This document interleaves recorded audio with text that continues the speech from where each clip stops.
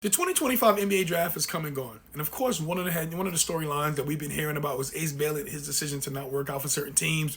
Reports start leaking out little by little. We heard he didn't want to go to Philly, and had he been drafted by Philly, he would have sat out. A bunch of other rumors that have been coming out. We know he had a list of teams he wanted to play for.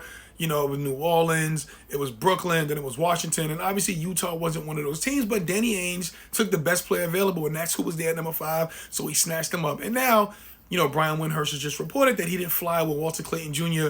to go meet the team after he was drafted. Now, look, I try to stay out of it because I don't want to criticize the kid because he's still a baby, still 18, 19, whatever he is.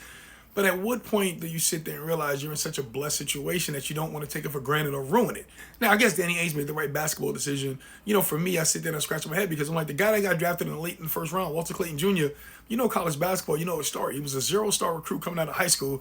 Went to Iona, took full advantage of the transfer portal, transferred back home to Florida, where he's from originally, just won a national championship and played himself into being a first-round pick. Like, you don't get better than that. And he's there. He may not have wanted to go play in Utah, but he's not going to pass up the opportunity. Now, as far as Ace Bailey goes, it's like you pray, you dream, you pray to God every night or whatever it is that you do. When I get to the NBA, no matter where I go, I'm gonna do what I have to do.